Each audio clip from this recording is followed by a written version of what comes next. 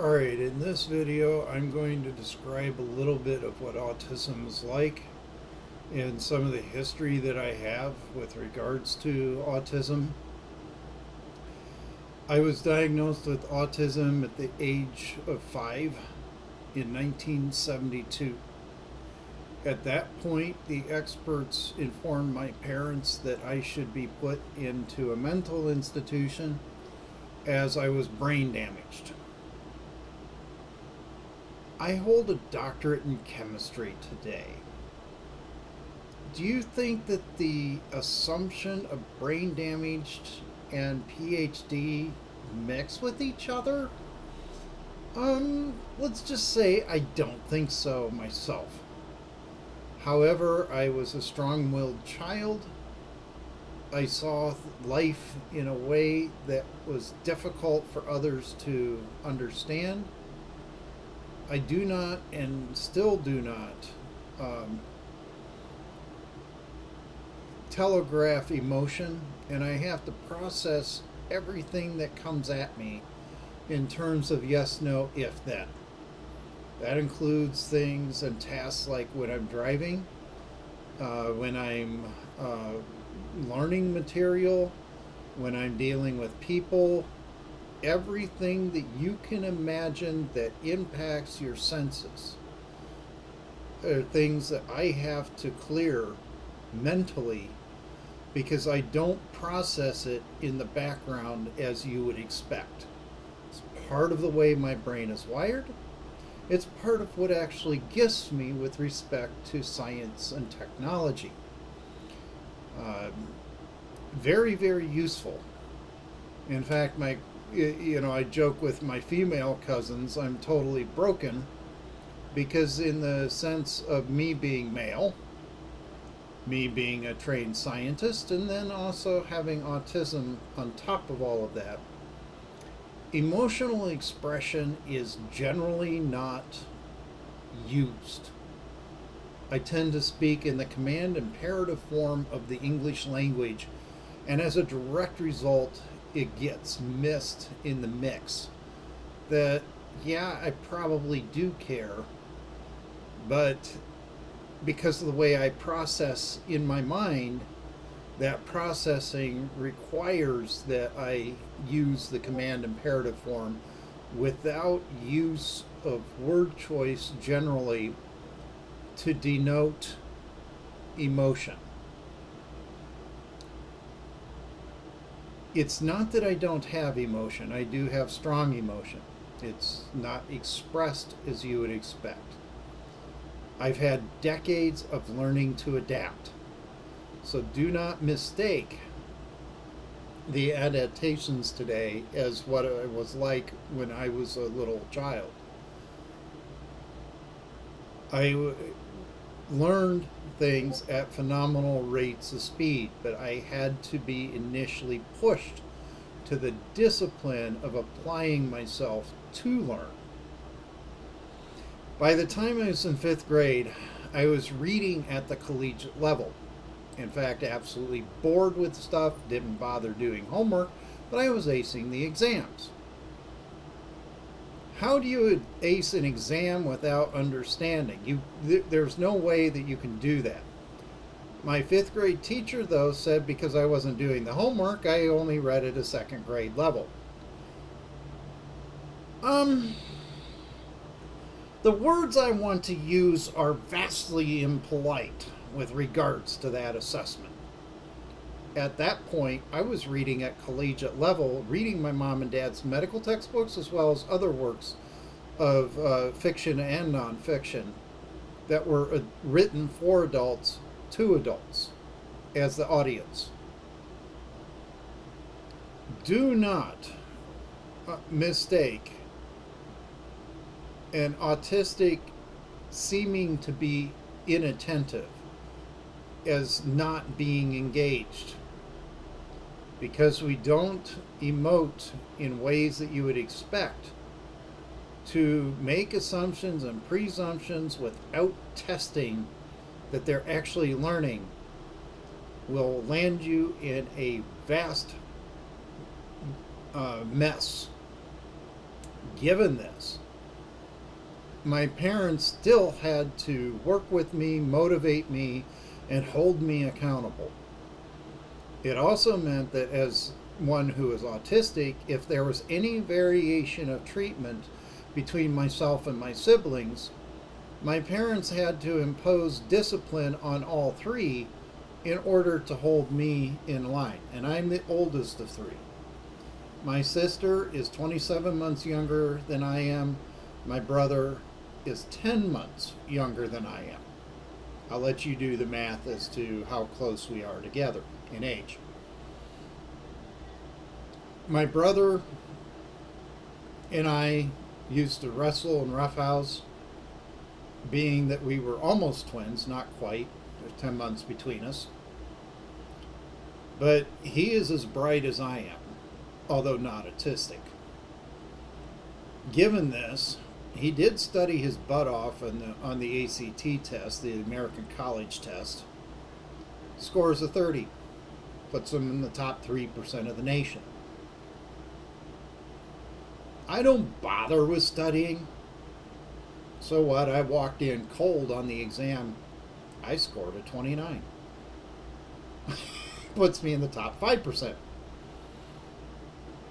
This, I had to learn in college that if you fail, you have to work and turn around to succeed.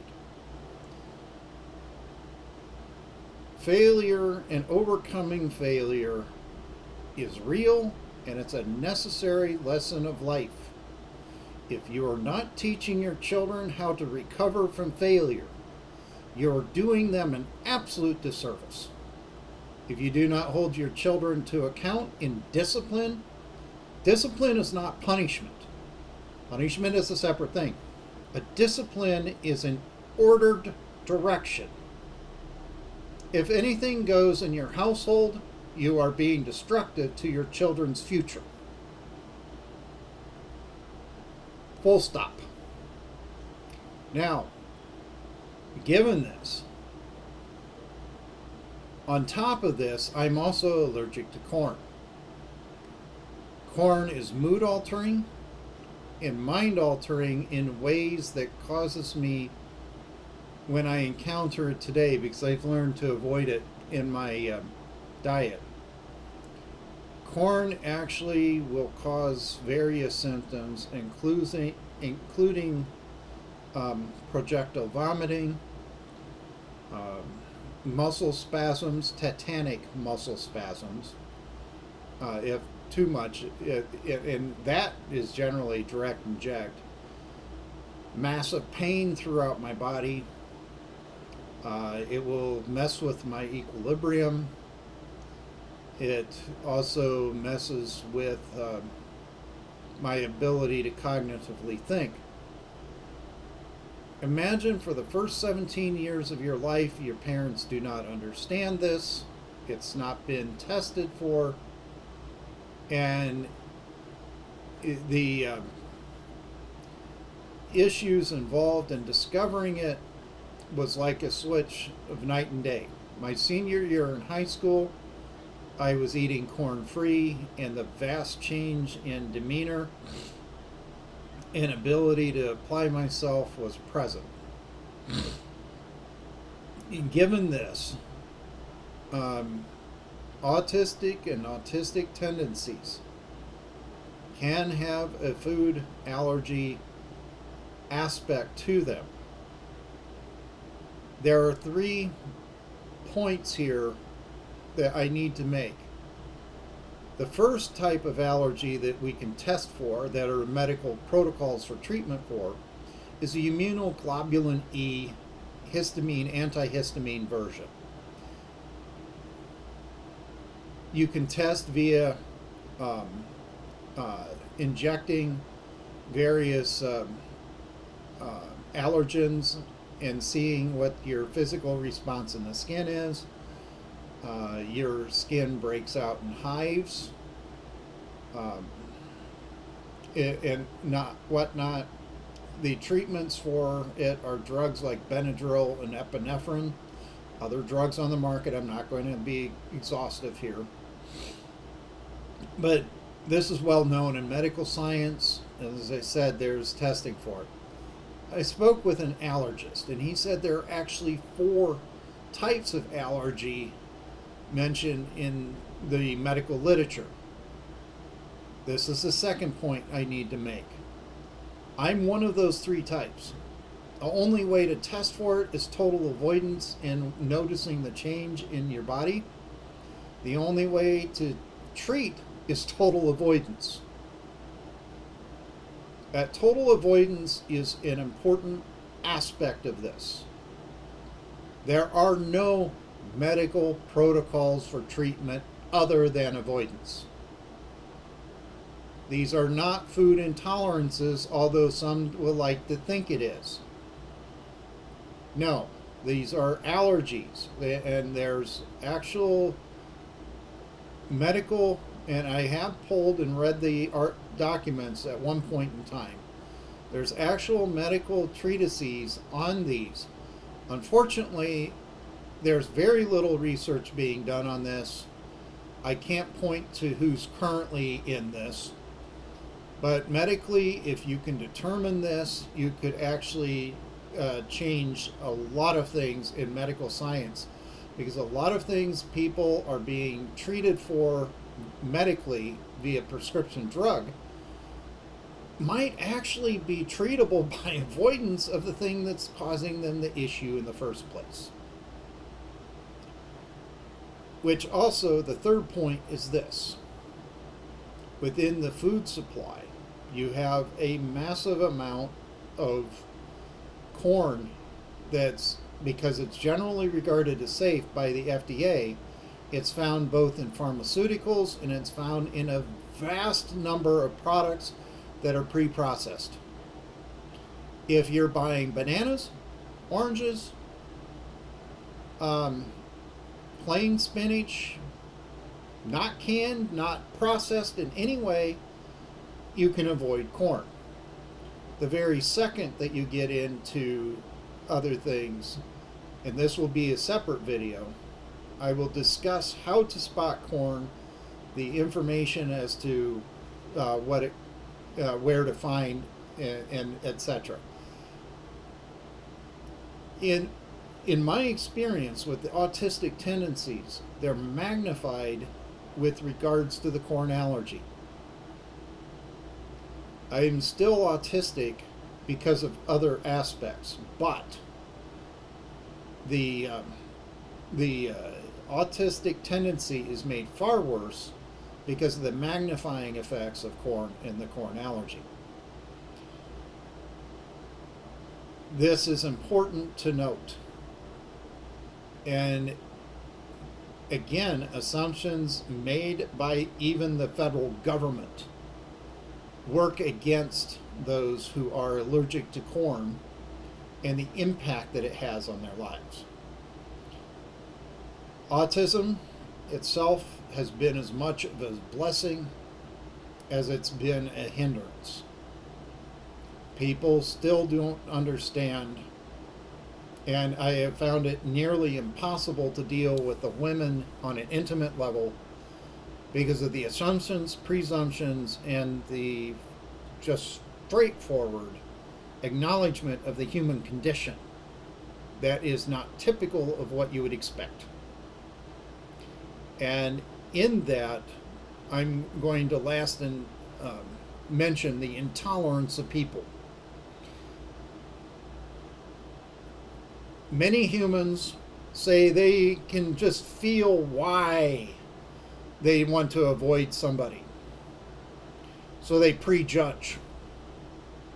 That prejudgment is destructive to one who's autistic that needs consistent interaction with people that can explain why they're seeing what they're seeing.